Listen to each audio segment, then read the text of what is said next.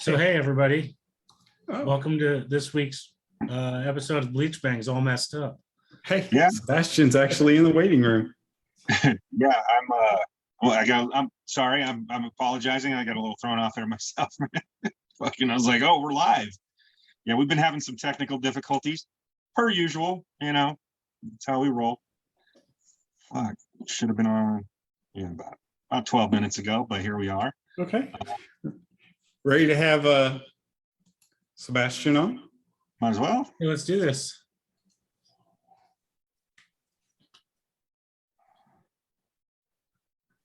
While he's connecting, everybody, this is Sabastian LaBar. He's with the band Tantric. Yeah.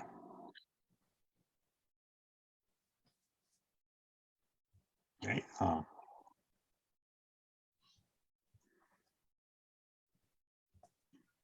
Maybe. I think he's connected. Are you there, Sebastian? Oh, I'm here. Can you hear me? Yeah. Hey, yes. Cool. Oh, there we go. Oh, he's got video too. Oh, yeah, I got it all, baby. What's going on? Hey, welcome, man. Welcome. Thanks for having me. Absolutely.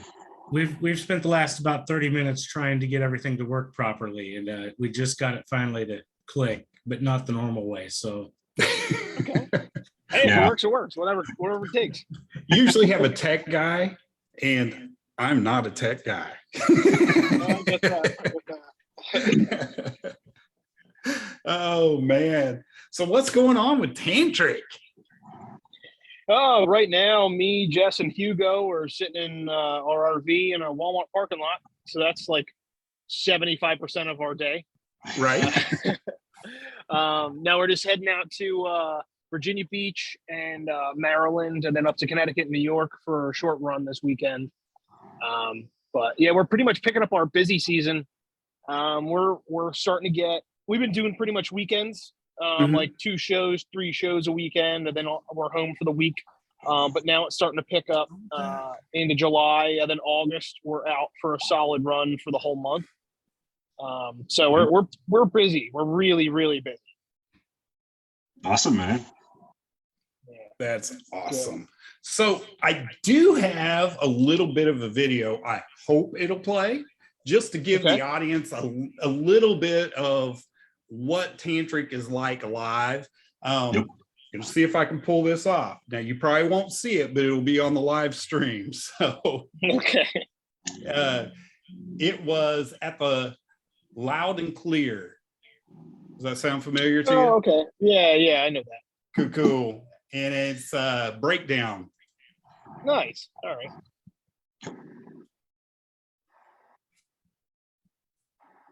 Sebastian with his hair blowing right at the beginning. Yeah, I usually hide it when I'm off duty.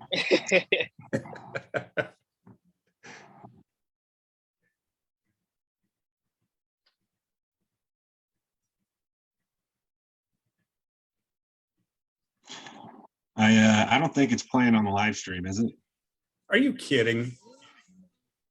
I don't think it is. Well, fuck. I just got a message. If I'm the only one enjoying this. Oh God. Oh my Okay. God. Yeah. Well, we apologize, man. It's just something every week with this man. Oh, well. Well, it looks like It's a they're going to really have to cool come to a video. show to see us live. There you go. Yeah, absolutely. So We'll just go around and introduce ourselves real quick too, as we haven't done that either. We're just kind of all a little off tonight with our technical stuff. We've really been for about 30 minutes trying to figure this out, and it's just been blowing our brains out. I'm Charlie, man. I'm in Albuquerque, New Mexico, and that's me. And who are you, Randy? I'm Randy. I'm in Oklahoma City. All right. And I'm John Nice in to meet you Topeka, guys. Kansas. Oh, I know you. I know you did. You said to go around the room, so I figured I had to I'm jump in. kidding. I got It's a that reaction every time. Oh, I know you. Crap. Hey, one of the things I want to talk to you about tonight, and if you're okay with it, I want to talk about your new sauce. Yeah, totally. 100%. Like, I don't know if the other two are aware, but I follow all your stuff pretty close anyway. And we've talked before in the past a few times. But you just had, is it hot sauce? Like, Yes. So I want to start off by saying it's not my hot sauce. I was just the one who finished it, or partially the one who helped finish it. But it was my dad's recipe.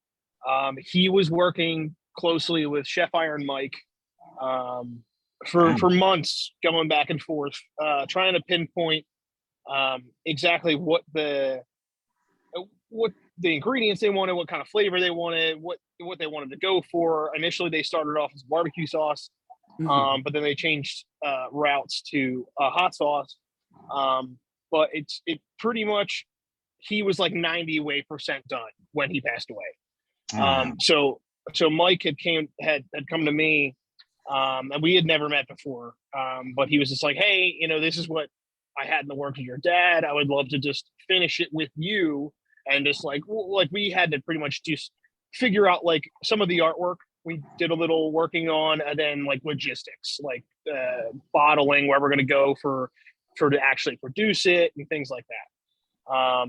So it really was my dad's recipe. And a lot of people, I've gotten messages like, oh yeah, so what, you're like just selling hot sauce now? You make hot sauce? It's like, I can't cook.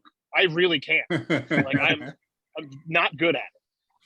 So that's what makes it even funnier. But I'm just glad to see it out and to see what my dad's plan, I guess, come to fruition, like his legacy, I guess.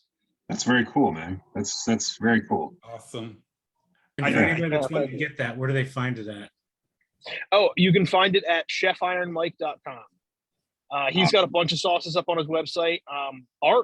The sales have been killing it right now. The first couple of days, everyone I knew, I think, bought at least one bottle, and some of them people bought up to 12 bottles. Like Mike was sending me, screenshots of orders, like, "Oh, dude, this is crazy! Look how much how much bottles of sauce they got," But what's the name of the sauce again? It's Jeff LaBar's Asian Sensation hot sauce. All right. Oh, that's cool, man. That's a very cool that you were able to to do that for your dad, man. That's awesome, dude. Yeah, it's a great little good way to pay tribute. And I'm doing I've got some of his unreleased music and stuff. I when he passed, I just thought of so many plans and so many things I wanted to do. I'm just glad that it's kind of like getting to the point where some of that stuff's able to be released. Yeah. That's very cool, man. Yeah. I remember talking to your dad on this show several years ago, man. And it was such a fun, like, just a talk, man. It wasn't an interview. I mean, it was just a conversation we all had, and I had met him like about a year or two before that. I talked to him in person too. He was such a genuine dude, man. Yeah, I hear that a lot from people. Yeah. Even if I just, if somebody comes up to me in the crowd and it's like, dude, your dad, I met him, could have been 10 years ago, could have been yesterday, could have been, 20 years ago, whatever. And it was like, hey, he was just so nice. He was just, he always took the time for the fans. Like, he was just always very personable, really cool. Yeah, that was him. Yeah. I remember when he was on the show with us, and it's just one of those conversations that just sticks with me. After all these years, it's like, that was one of those it was a real talk. It was just a real talk. It wasn't, any industry, bullshit, or it was just a cool talk between the four of us, man. It's pretty cool, man. No, it was. I bet we'd be talking about hot sauce right now. Yeah. Probably. Or cooking. Yeah, or cooking or something. So there's going to be a little bit of a change here. Just with Jaron is going to be off with another band for a little while, right? Is that what's happening? Oh, you guys heard? Oh no. Yeah. So we're actually really good friends with the guy that may be filling in, Rick. Oh, okay. Yeah, So, I think we go back a little ways. Yeah. I was actually trying to get a hold of Rick a little bit before the show when I knew that we had our cancellation. I was like, Oh, how cool would that be? Just pull Rick That in would have been first and cool. Oh, that'd be I awesome. didn't get him to respond fast enough, so I haven't talked to him yet, but I was trying He to. probably would have been like, "Hey, dude, what the hell? I texted you 2 days ago. I never heard back from you." Oh, that's funny, man. Two class acts, though. I mean, if somebody's going to fill in for Jaron, Rick's definitely a great choice, man. Yeah, Yeah, Rick's a legend. he's his official sub. I kind of feel like you guys have like a small pool of musicians up there that you all bounce in and out if you need somebody to fill in for you. Yeah. I see that's happened a few times. Yeah, and absolutely. I mean, the first person, the occasion hasn't arisen yet, but like I thought of when this came up, I was like, oh, well, who would I call? And I was like, I don't know, Rick Haas. Like he's the only other, but he's another like Northeast guy that's from the Philly area that we know, just kind of like you're saying. But yeah, we have a lot of good friends from the area that are just killer players. Yeah. That's awesome. It's cool to have that, the kinship, the brothership, instead, you sometimes you see, and it's not too often, I guess, but it's often enough that you do see it, is the negativity towards some, this band versus that band or whatever. But yeah, when you see it's just, man, we're all in it for the same things, the music, man. And it's to see that's really cool. No, absolutely. I mean, you got to, especially when you get good friends like in the industry, or not even necessarily in the industry, but in like your local scene. It's good to stick with them. Keep them around. Absolutely. Keep them around for a base share the wealth, get them paid a time or two or something. So how did your journey into Tantric come about? Yeah. That was, I guess it all stemmed from Mach 22.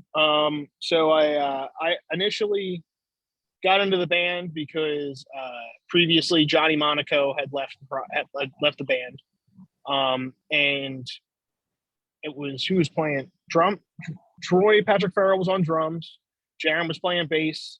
And when this tour came up and Monaco was out, he hit me up. Was like, hey, would you want to do a couple shows and see if it fits or whatever? And we did. I think we did like a long, like a 5 or 6 show run or something like that. And then he asked me, it was like, oh, well, you seem to fit pretty well. Like, you want to do this full time? And I was like, okay, yeah. It was it just all stemmed from, one guy, Jaron, got the gig from Troy because they played in Delacoma together, which was Rick's old band with Delacoma. And then Jaron knew me from my 26. And we all know each other. It's crazy how it happened. That's so cool.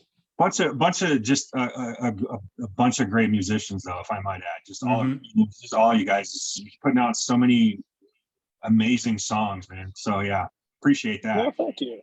Yeah, thank you. I mean, if me and Rick can ever spend more than 2 days together and actually be productive, we'd probably have some music done too. We were sending demos back and forth, whatever, working at our house, and we just never could finish it.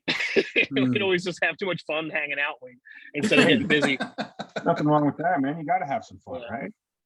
Yeah, absolutely, dude. That's awesome. With that, how many other projects are you working on? I know that you don't just sit still and just go with one band. I know you're doing stuff. Yeah, I mean, I work a lot. It's just the whole finishing it part I'm bad at. So I've got a lot of projects and a lot of stuff. I've got a whole slew of Dad's unfinished music.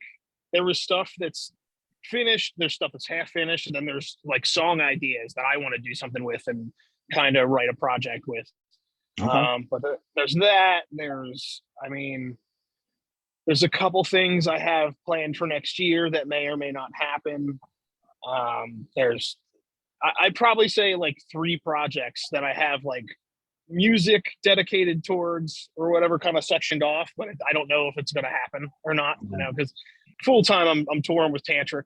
Yeah. So it's tough to, especially get guys in different states together on a set weekend, especially if we're all in different touring bands or different of the same situation, we're all in a different part of the country at the same time, right now. Yeah. But yeah, it's tough. Just trying to get things done, Right on. Oh yeah, man.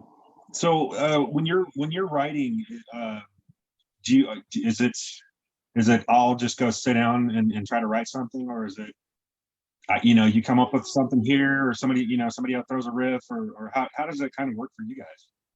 Man, I mean, well, for me personally, it always comes in the shower. Oh, that sounds terrible. Inspiration comes in the shower. Well, No, I always hear like some kind of riff or something in my head, and then by the time I get to the guitar or the studio, I never remember it. But for me, it's very spontaneous.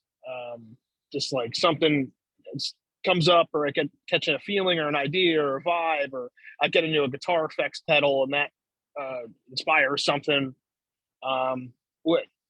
There's been a couple people where I've been faced to try and like they'll have a lyric idea first, and I don't have any music for it, and I'm generally used to working the opposite. It's because I'm constantly sitting in the studio by myself and me and my guitar. Yeah. So that's a little challenging, but I mean, this past record, I just kind of handed Hugo a bunch of songs, like, oh well, here's these. Do you like any? And it was like he's like, oh, I can put words over this, or I can put words over that. And I was like, okay, well, if that works, cool. Yeah. So it depends on the situation and really how the vocalist is used to working. Okay. Because with Mach 22, it was very okay, here's a riff, put lyrics on it, or it's very much like that. But not everybody works the same. Right. Yeah. I would think that'd be really hard to do, to have some lyrics and try to put guitar to it. I could see how having some guitar and everything, and then the singer kind of humming over it, and then starting to add some words, and that type of thing. That would be tough, writing guitar parts just to vocals, I think.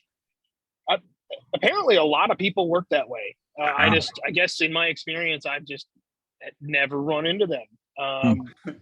But I've always been the type to like, oh, well, I have this riff, and oh, if you don't like this part, like I also wrote this counterpart, or I wrote these other couple things I could fit in there.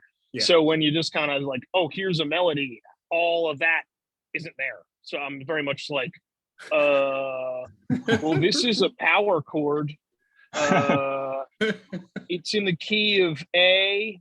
Yeah. Yeah, I think that would be really tough. Yeah, for sure. I don't think I could write that way. So for everybody out there, where is the best place for them to find all things tantric? All things tantric. I would say, as far as news and updates and tour dates, follow Official Tantric on Instagram. I guess at Official Tantric. We also all of us have Instagrams, all of us have Facebook. We don't have a website. Okay. No, we don't have a website anymore. We did for a minute. Oh, okay. Official Tantric Facebook is technically our website. Okay. But yes, as far as anything else, music, everything is all streaming and every platform. Merchandise, talk to my lovely girlfriend Jess. If you'd like a T-shirt or see some kind of design you like from the shows, just hit her up. We could take care of you. Okay. I think we just lost him. Whoa. Wow. Damn. So Official Tantric on Facebook, or Sebastian's girlfriend Jess can hook you up with merchandise. Well, and then they all, all their Instagrams and Facebooks and whatnot too. Well, that was a fun talk. Maybe that was really cool. That was really cool though. He may pop back in. We'll see. Yeah, he'll probably pop in. I'm sure he will. There he is. That was a good talk with Sabastian LaBar from Tantric. So he's back. He's back. There he is. Am I back? Yeah, you're back. Oh man, did it do that Zoom like 30-minute like auto reject thing or something? No, never heard of that. I don't think so. Oh, every time I do a Zoom meeting, it always kicks me off after like 30 minutes or something. I swear I'm not making this up. No, I don't know why. I believe you. I believe you. Trust. Wow, the stuff yeah. that we believe There's you. some shit we've seen. I swear, my phone didn't just die or anything. Let's just use our normal statement. So do you want to do a podcast? It's Yeah. Easy. Nothing ever Sure. goes wrong. Nothing ever goes wrong. It's always smooth sailing. Well, anyway, you were so before you got kicked out there. You were I think the last thing you had said, you were talking about, you had mentioned your girlfriend Jess. We could hit her up for designs or for shirts, and then Yes. Yes. So anything merchandise related. We don't have a merch store set up on the interweb anymore. But if you see any designs or anything, contact Jess and she could help you with from what we have in stock. Okay. Social media, official Tantric on Instagram, official Tantric.com or Facebook. Yeah. .com, Facebook.com, something. Yeah. I don't know. But yeah, the basics. We're all Absolutely. Just official tantric. Official. Absolutely. Just remember that part. Right. Official tantric. Yeah. That's good Nice. stuff. Uh, Yeah, we were like, well, maybe he'll be back. It's kind of weird.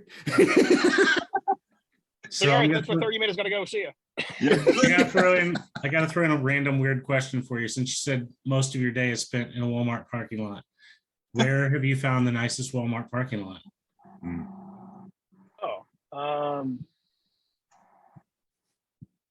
Where have I found the nicest Walmart parking lot? Well, Also, they're all Walmart owes us money after this. yeah. I don't know. I'd probably say Midwest Walmarts are pretty nice because the people generally are, I don't know, a bit more polite. They might not have all their teeth, but they're pretty polite. Florida's pretty scary because everyone's trying to sleep in a Walmart parking lot because everyone lives in a van down there. Yeah. Yeah, I'd say Midwest, pretty safe. All right, fair enough. Yeah. Appreciate it. Well, man, it's been cool talking and hanging with you, man. We appreciate you taking some time out of your day and visiting with us, man. Absolutely. Thank you guys for having me.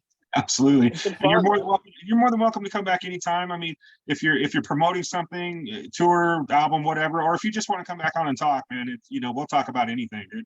Yeah. Absolutely. I'd love to. Yeah. Speaking of talking anything, I'll ask you one thing before we let you go. Do you have any? How do you feel about conspiracy theories? I'm very interested in them. Okay. Yeah, cool. Well, that's going to be for another show then.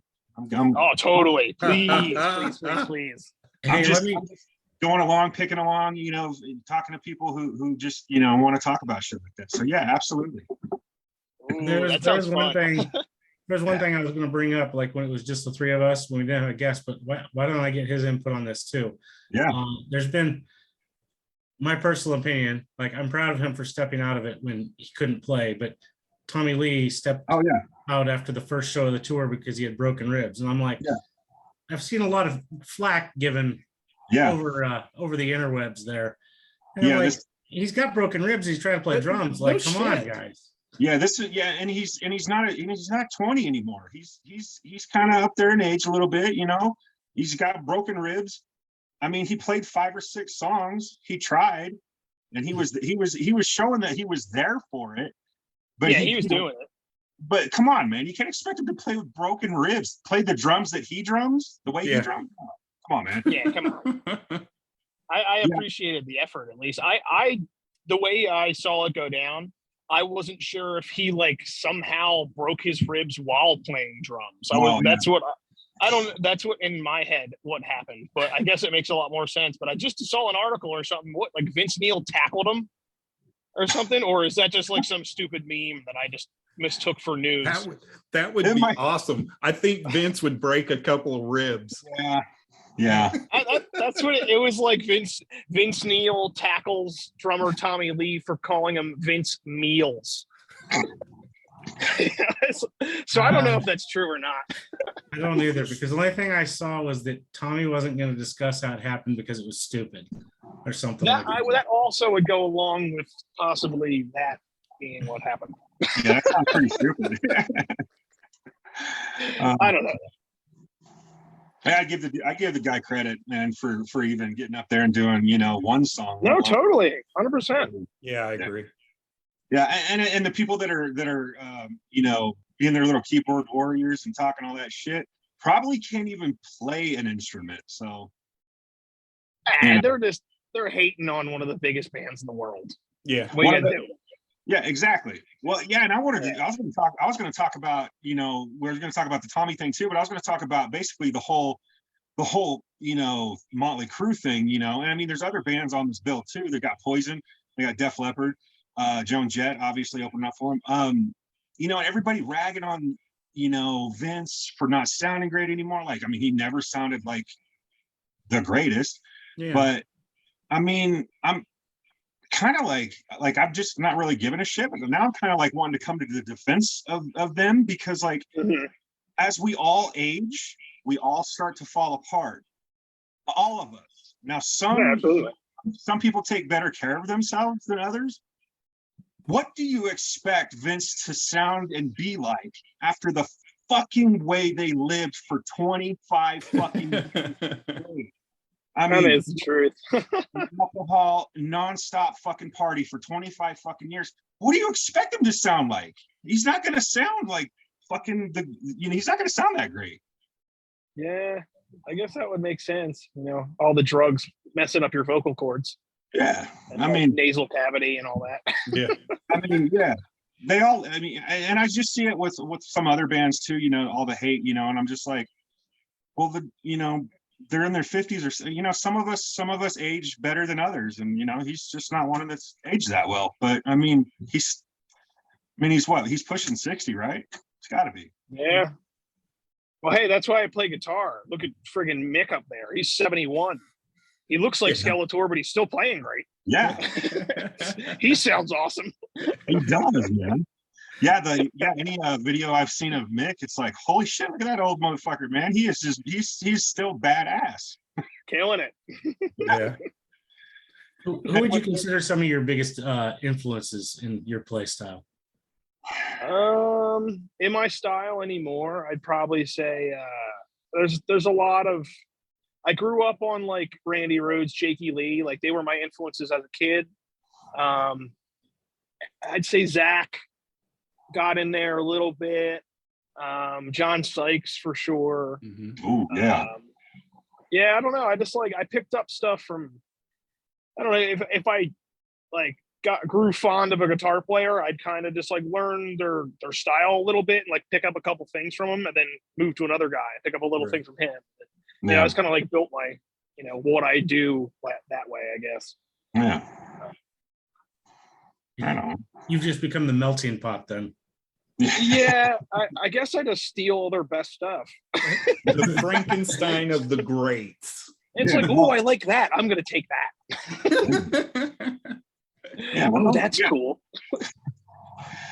Well, you got to steal the cool shit too, though. I mean, yeah, of course. Can't steal the lame stuff. Yeah. Right on. Well, again, man, much appreciated for you hanging out with us and visiting with us tonight, man. It's been an honor and pleasure to talk with you, dude. And like I said, anytime you want to come back and visit, just hit us up, man. Let us know, dude. Definitely, I'd be more than happy to. Appreciate it. Thank you, Sebastian. Take care, brother. Thank you, guys. Oh yeah, party on. Take care, brother.